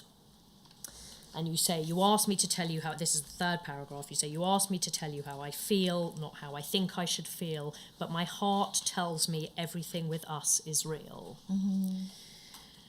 And then the final paragraph, you write this. You say, "You apologise that coming back has placed me in a situation to rethink where I am, that you have been disruptive, but I don't feel sorry for any of that. So it is nothing for you to apologise for. Maybe it was coincidence, maybe it was right timing, but the week after I began to rethink seriously, rather than the thousands of times of rethinking, accepting, compromising what to do with my situation, you contacted me." And then if we could just go over to page 101, but I'll read it out. I'm skipping over some of the content. Sure. But you say, "But the fears have been addressed as I have talked to him about ending things. Logistics will keep my boyfriend and I together a little longer." So is that a reference to the fact that you spoke to your partner, who we're calling Indra, about ending the relationship? Yes, yeah. And was that because you were entertaining thoughts of reconciling with Robert Hastings? Yes, I mean, when Rob,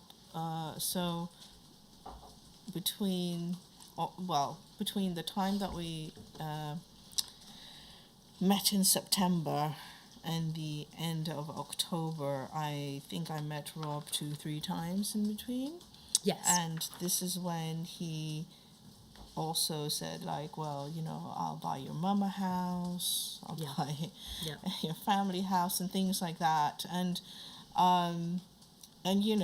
it just made me think, well, I've been living with this man for 5 years who has not discussed about, like, getting a mortgage, buying a house, getting a family, to get, like, when are we really going to get settled, because we've been living together. And here's somebody who's ready to settle, and I just wanted to have, settle down and have a family. Yeah. So that's why I had a chat with my ex then, and said, like, listen, here's this man, he's come back to me and he's promising me the world.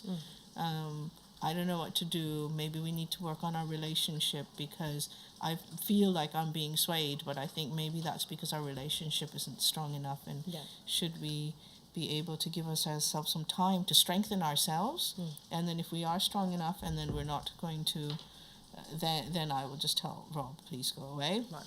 But if in this interim kind of let's make it or break it time it doesn't work, then then the decision would be made that I would. Right. So I hadn't made that decision that quickly, but I wanted to give my partner in time to see about how we could strengthen ourselves and what he could offer, in a sense. Right. And how did he react to that?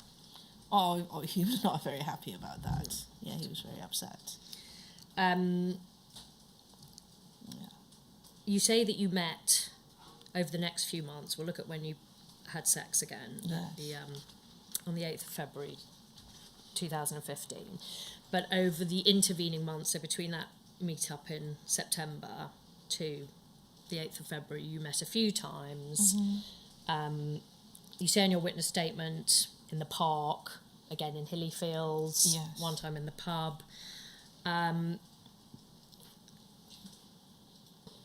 Did things ramp up, as it were, between you? Did you start to act more romantically towards one another, more as if you were a couple? Yes. Well, but I mean, with the respect for him, like, it was just feelings until that conversation, and I did write to Rob about, you know, how I had missed him.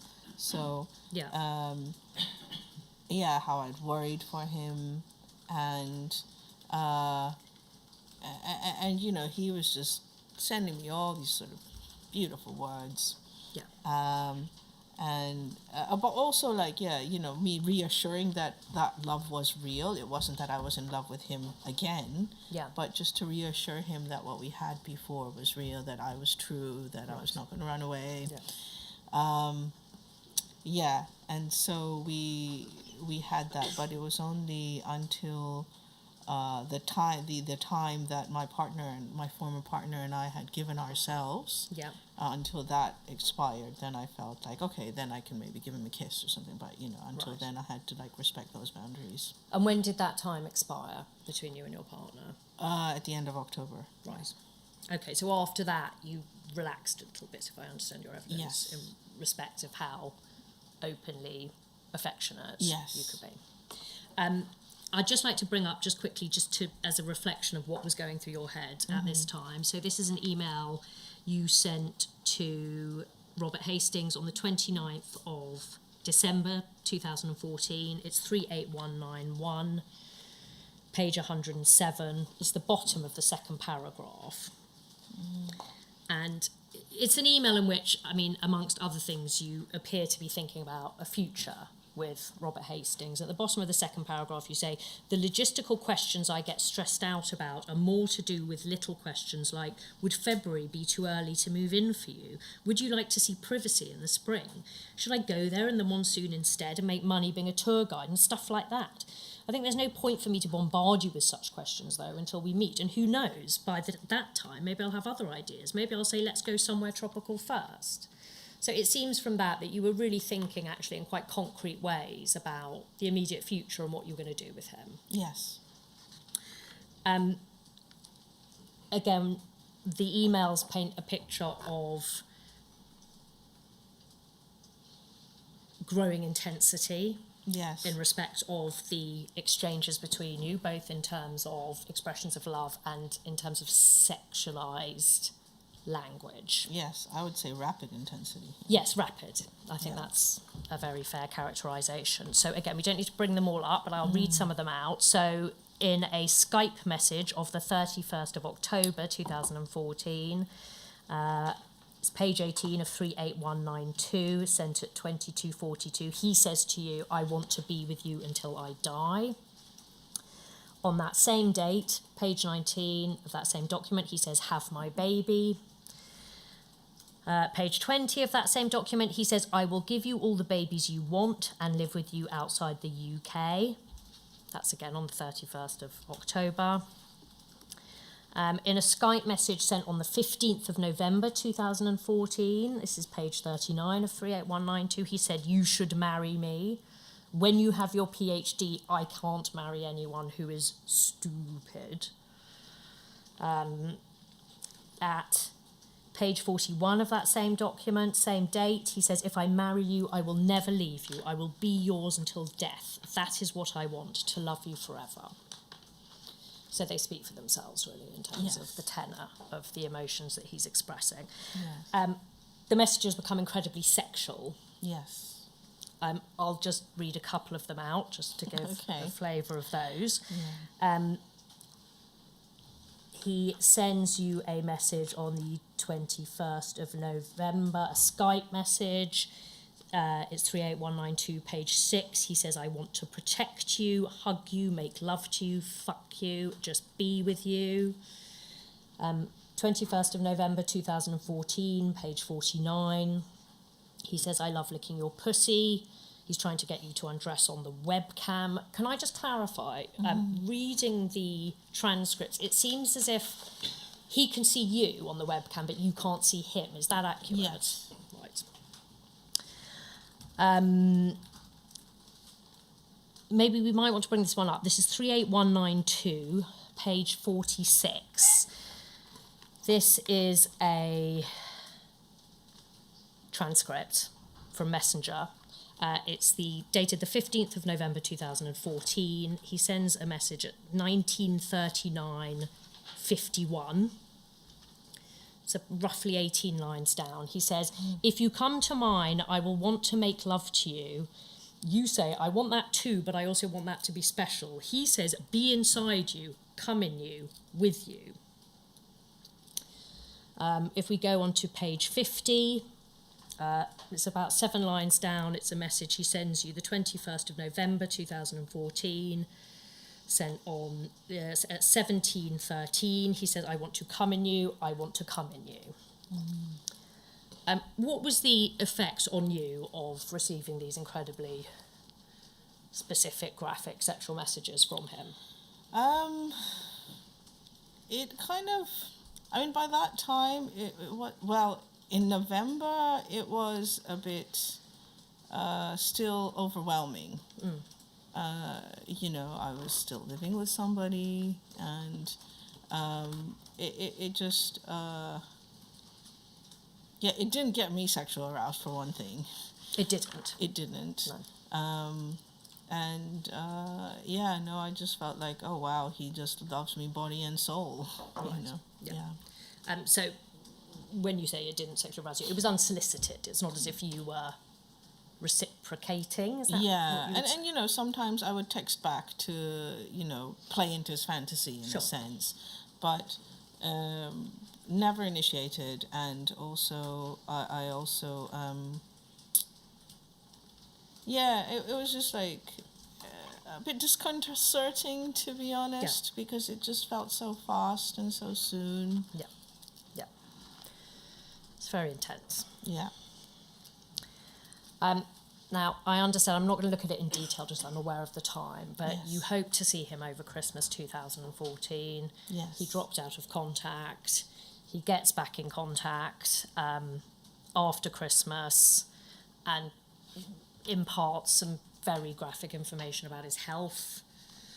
And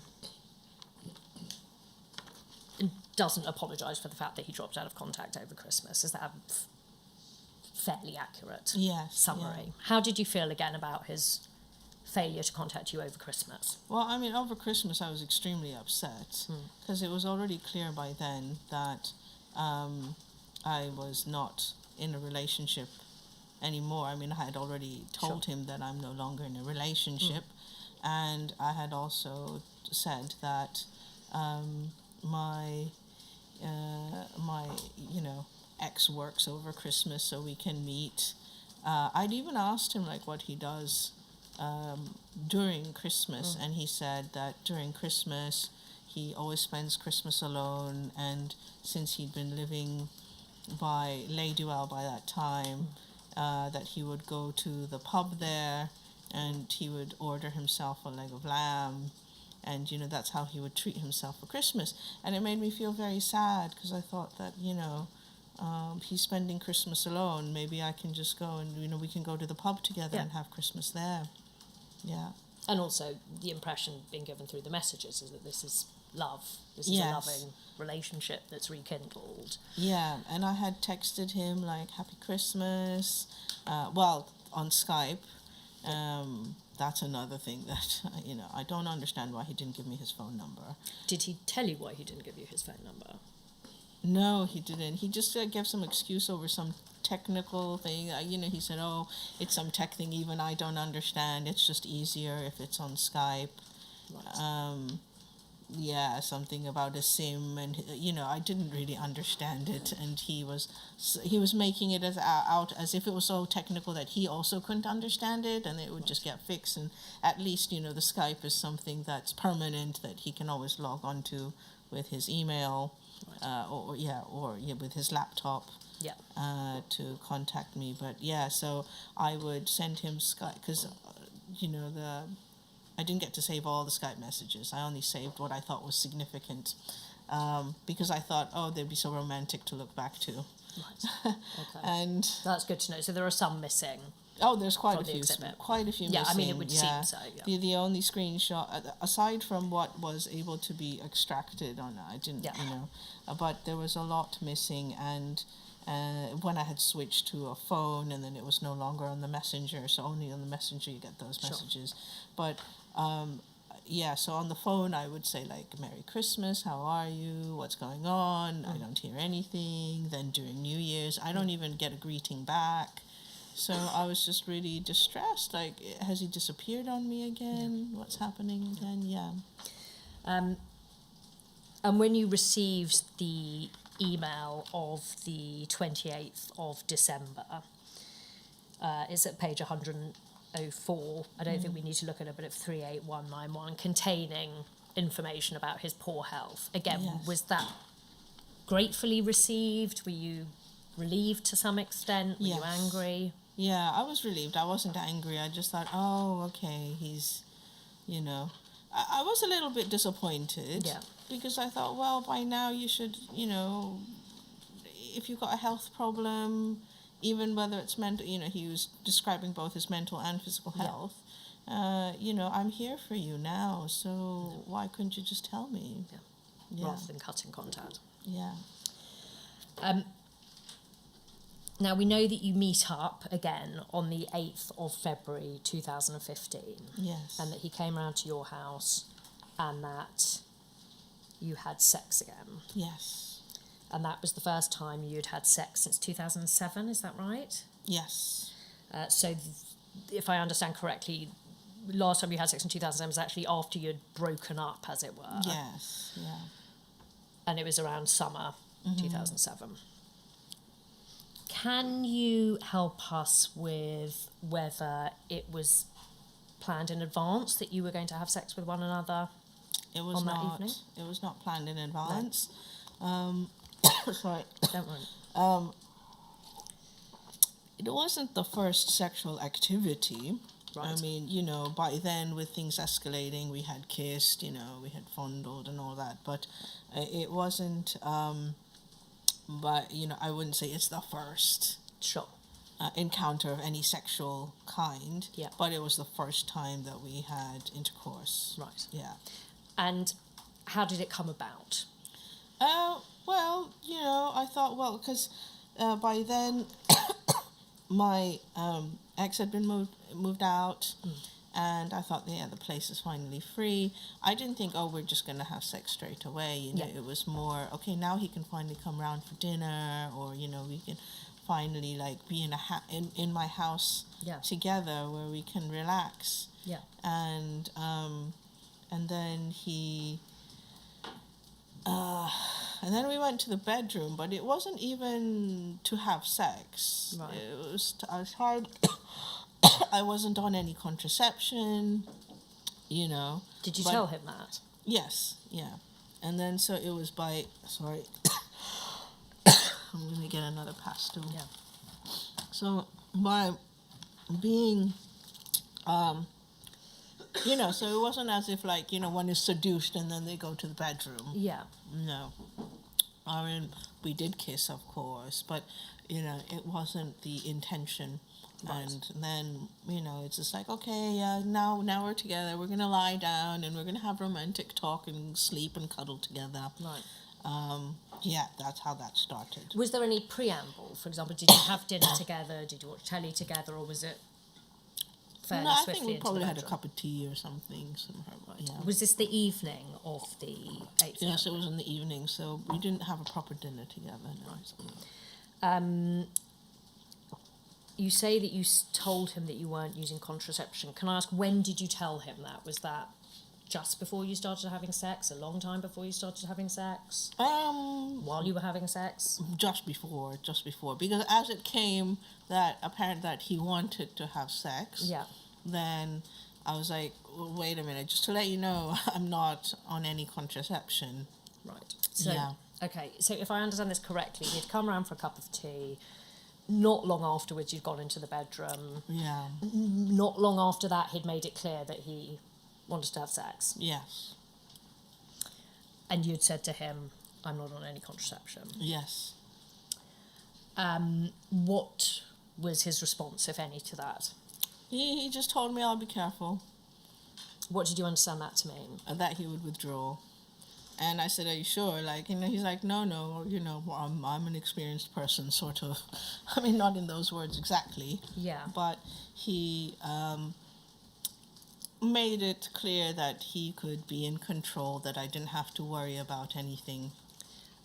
Can you help us with how he made that clear? He said, did he say, I will be careful? Yes. Did he explicitly say did he say anything more than that? Or was that... he said, like, no. I don't remember the exact the words of the conversation, but something along the lines of, like, I'll be careful, I make sure nothing happens, don't worry. Right.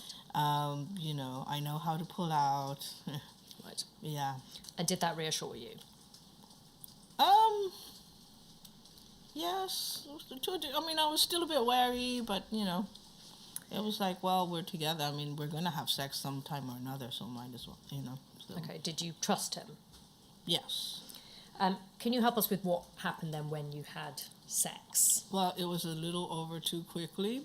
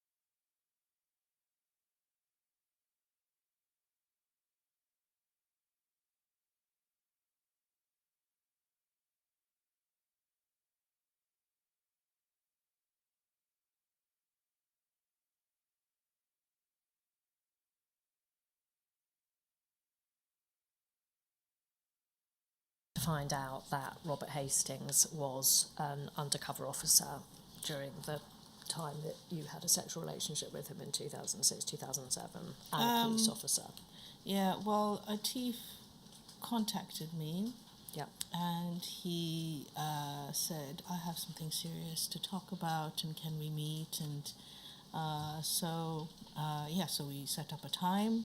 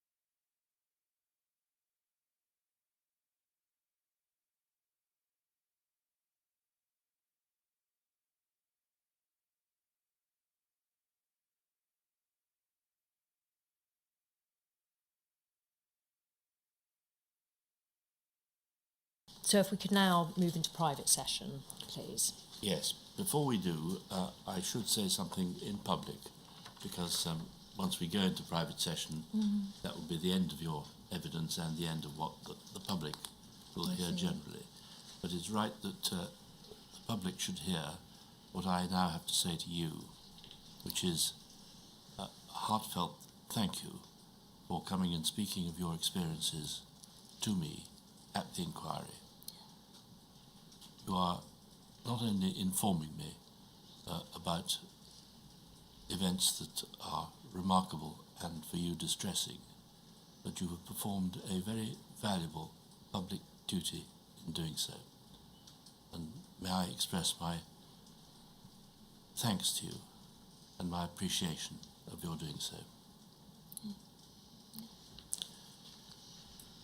The room will now be reset up for a private hearing. I think I have to rise now, don't I, to permit that to happen? I think so, sir. Yes.